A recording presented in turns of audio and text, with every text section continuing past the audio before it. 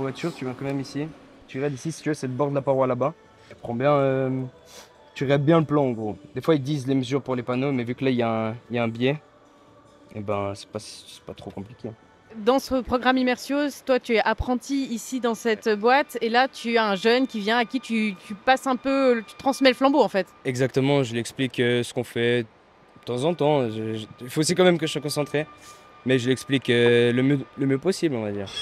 Il y a plein de trucs que tu te dis, bah la charpente c'est ça, mais en fait que tu te rends compte que c'est pas que ça, il y a autre chose. Et du coup, comment t'es arrivé dans ce programme Immersio? Bah c'est l'école qui nous a inscrits et bah ils nous ont dit de choisir des stages et je me suis retrouvé en charpentier. Donc ouais bah ça me plaît pas mal, ouais. Un stage comme ça où finalement c'est deux jeunes, c'est un apprenti et un jeune qui échangent, ça a de la valeur, ça montre aussi le monde de l'entreprise, pas juste le travail.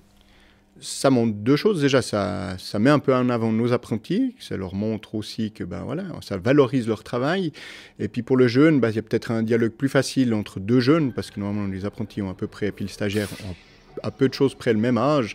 Donc c'est peut-être plus facile aussi pour dialoguer entre deux jeunes que quand vous travaillez avec un ouvrier qui a peut-être 40, 50 ans, puis que vous avez 16 ans ou 15 ans. C'est des fois un peu plus difficile, je dirais. C'est quoi les compétences qu'il y a besoin dans ce genre de métier? Dans ce métier, beaucoup de motivation.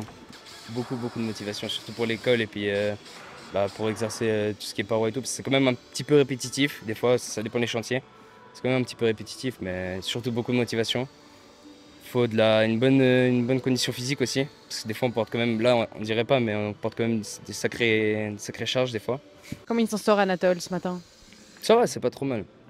Il pose pas mal de questions et ça se voit qu'il est quand même un petit peu intéressé. C'est déjà bien. Je le dis souvent aux jeunes, si vous aimez votre métier, tous les matins, ça sera un plaisir de venir travailler. Si vous faites un métier que vous n'aimez pas, ça ne sert à rien de vouloir le faire.